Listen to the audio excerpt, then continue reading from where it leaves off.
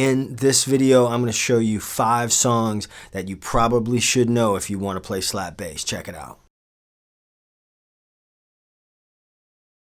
So I'm really excited to talk to you about these top 5 tunes that I think you should really have under your belt if you want to get a true understanding of, or a good foundational understanding of slap bass. Now, before I even get into it, and I don't want to piss anybody off, but look, there are a couple of good books out there, a couple of good DVDs out there. They're all right, but nothing beats one, going to the source, and nothing beats sitting down and really just trying to, figure out the same way as a kid, you heard people talking and you tried to figure out what they had to say and you kind of formed the words and kind of got your own voice out of it. It's the same deal.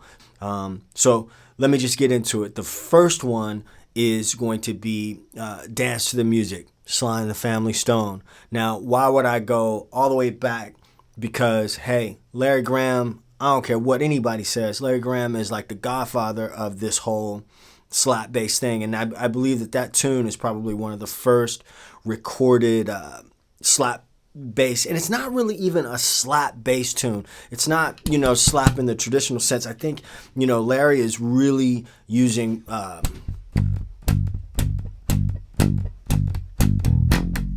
So the first thing is, you got this, the first benefit to knowing this song is you're getting this thumb work, right?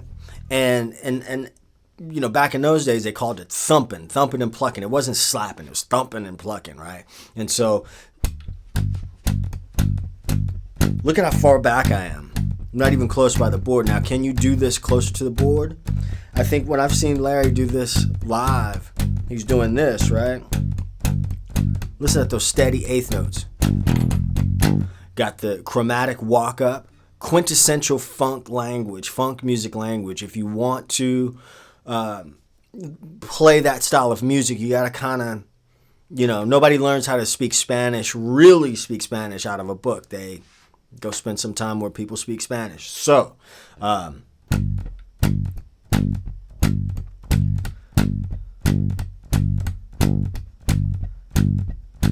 you make that feel good? And your chromatic walk from E, that's funk language.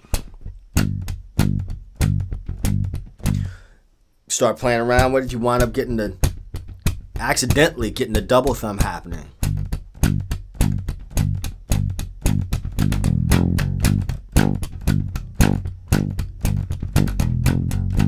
My volume is down, so I don't even know.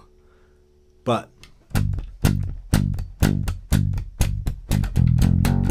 right, so even using the, you go fast forward into Victor Wooten and his double thumb thing, Marcus Miller and his double thumb thing. Look at where that's coming from, right?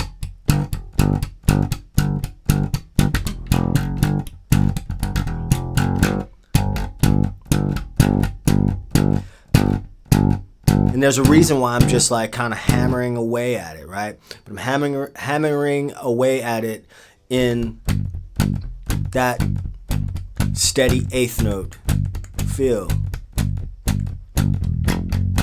So another thing you're going to get, another benefit of learning to play a tune like that is you're really going to get a chance to feel what it's like to be right there with that hi-hat, be responsible. It's everybody's responsibility to keep good time in the band, but here you're really, really locking it in with that hi-hat. And I think the kick is right on quarters. Boom, boom, boom. So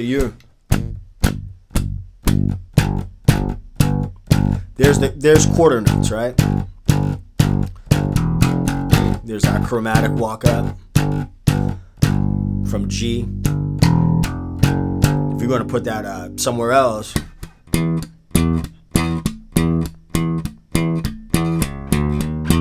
all thumb. The song is all thumb.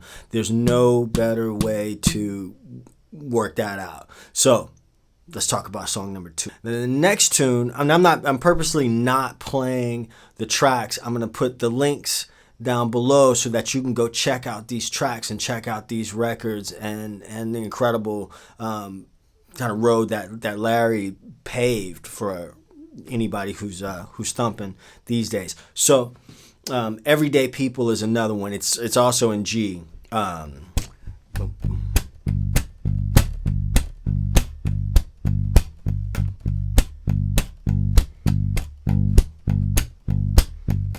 That's the whole song. But here I am again with the eighth note thump.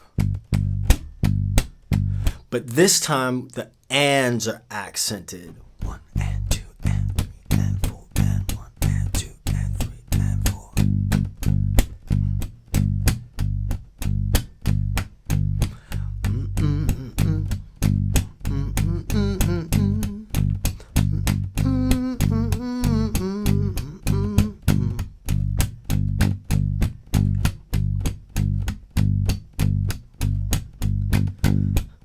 Yeah, something about being able to just hold that down and make that groove. Even if you were sitting with a singer and the singer, you guys would.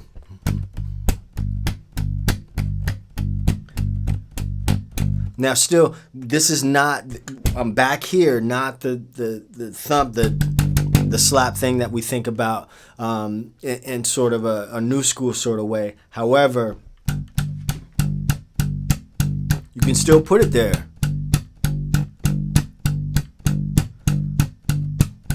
Right now, even though my bass is plugged into the interface, I'm actually not really amplified. So I'm listening to my bass acoustically right now. But, I said that to say that you're going to notice that you get different sounds from wherever you place your thumb. So you're never going to sound exactly like Larry. I don't care if you had exact replicas of every piece of gear that he has. You're not going to sound like that. So that's not the point. The point is to, figure out how it's done, not get some mathematical formula for where your hand should be. All right, let's take a look at the third tune. So the third tune is another Sly and the Family Stone cut. And hey, like I said, Larry is the godfather. So there's a reason why the first 3 songs on my list, if you were a bass player that came to me and you said, I want to know how to slap, I would say you need to listen to these records, right? Because that's where it starts. I'm going to keep saying that. Anyway, so this is kind of where we hear the pluck for the first time. And there's a few different elements. I wrote them down. So number one, the pluck is introduced.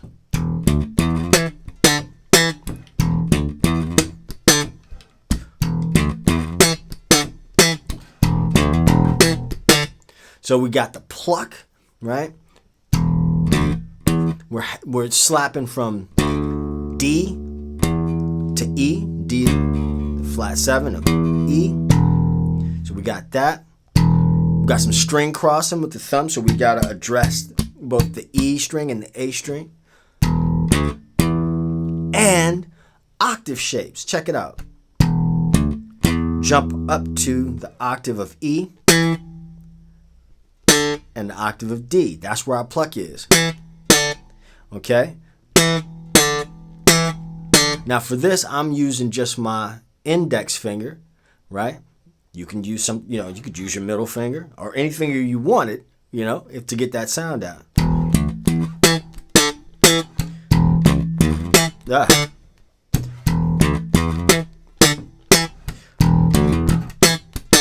Now I'm plucking with this finger, plucking with that finger right now.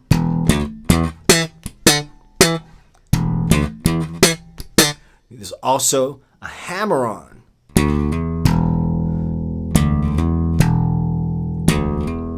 Yeah. Now again, there's only so much of a lesson on this. You on slap. I don't know, man. I don't know about slap bass lessons. I really think that there's a certain amount of legwork that you got to do, as far as just.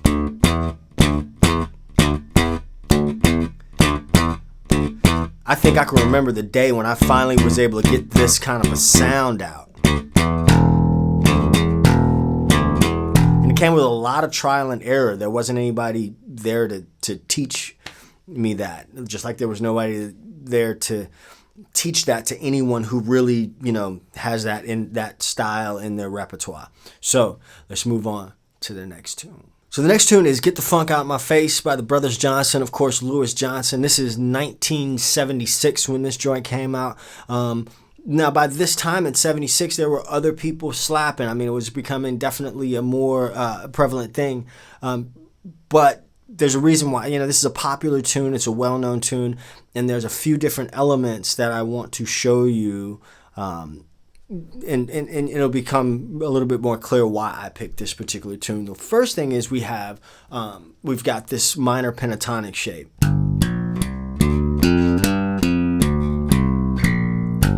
which is a funk staple in that particular shape.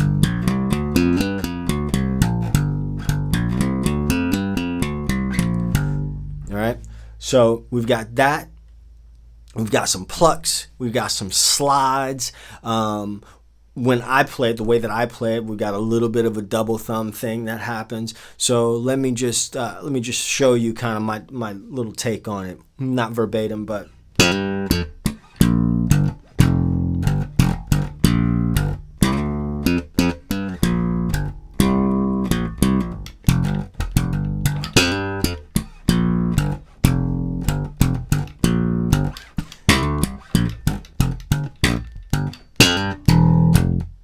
A lot of things going on there. So let's talk about the first little section of it. Now I'm plucking. I got a pluck on the D string plus a hammer on from the F to the G.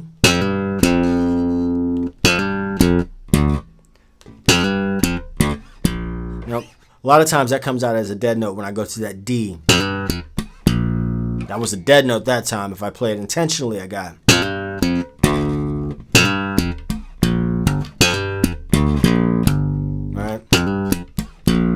Most of the time, I play it like a dead note. I think Louis plays it as a dead note as well. But again, this language, you start to get this language, and it becomes your own, not necessarily.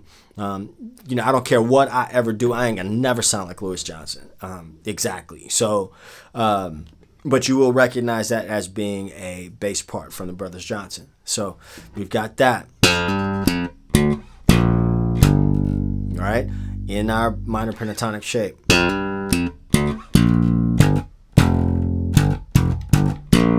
Here's our first slide from C to D. A lot of string crossing too.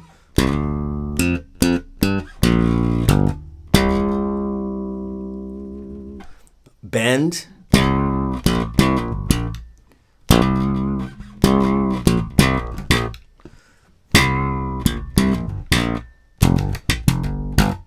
Okay.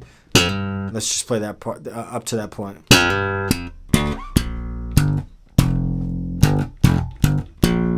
Slide.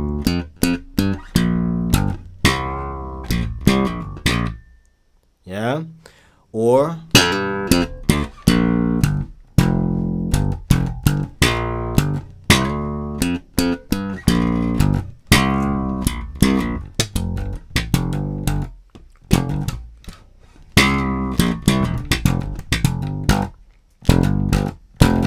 Right there, I'm doing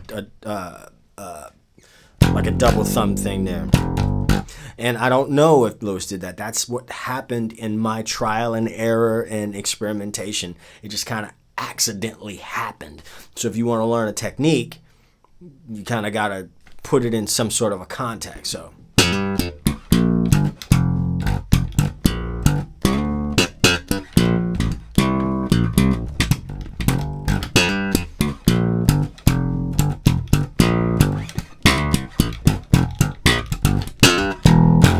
So there's our hammer on again. Cross over to the E.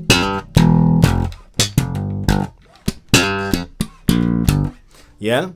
So that is number 4, Get the Funk Out My Face. Remember, I'm putting all the links to these tunes down below so you could really check out the real deal. You know what I'm saying? Check out the real deal tune. Number 5. So number 5, really, truth be told, isn't a slap tune at all. but could be very easily translated in a slap style. And that is Slide by the group Slave. Marc Adams was the bass player for Slave, and this came out in 1977.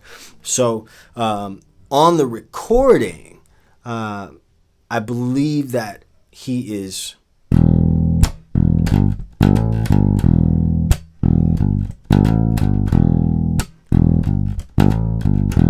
Yeah, just using a traditional finger style. So we got open E.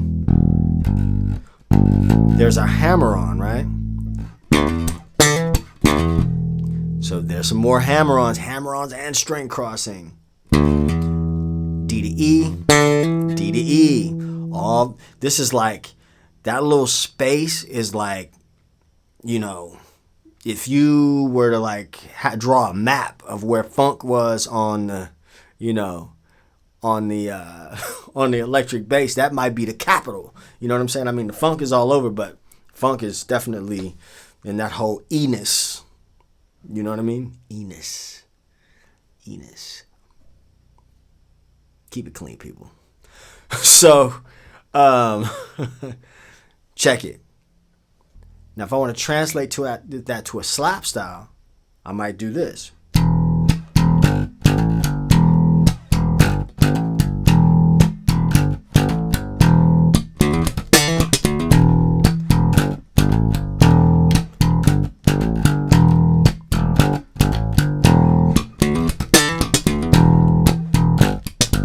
Nah, something else I'm adding in there that becomes my own kind of a flavor.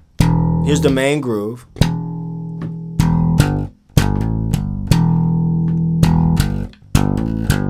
That's what we hear the whole time. That's the groove. That when I think of groove, I think of the part that we can hang our hat on, that we know it's going to always be there. It's the part that we can sing, we can hum, even if we don't know, we call it, you know, if we don't have a name for it. That's the thing we always come back to is...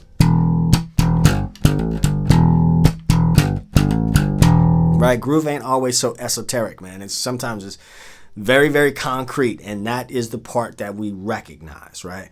This other part, I believe, can be thought of as a fill on top of that groove. So, D, E, D, E. So I'm thumbing there, plucking there. But what also happens is I have this, let me see if I could do it slow intentionally.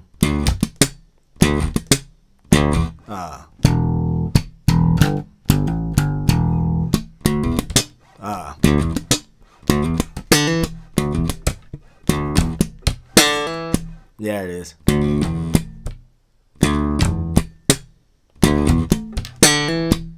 See that?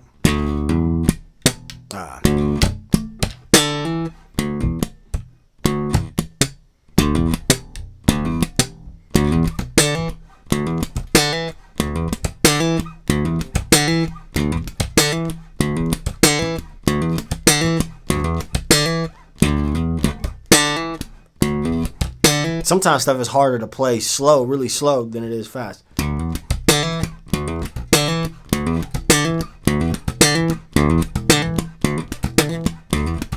So again, this is not really a slap tune, but could very easily be translated. And I would be willing to bet that 97% of bass players, if they're called to play the song Slide, are gonna automatically play it in a slap style as opposed to a finger style. But I think it fits nicely in this category, in this list of what I think are the top 5 tunes that you really should check out if you're serious about getting into playing bass in a slap style.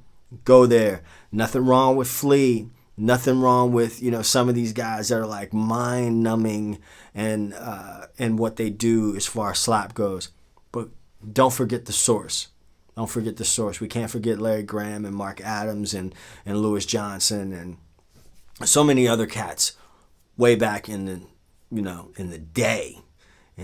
So anyway, I hope you've dug this video. I hope you've dug this video. It's really horrible horrible grammar, but I do hope that you dug this here video. So if you did, go on and hit that like button, hit that subscribe button, hit that share button if you think somebody could benefit from lessons like this. And if you want to buy me a cup of coffee, please feel free to do so by clicking that link over there.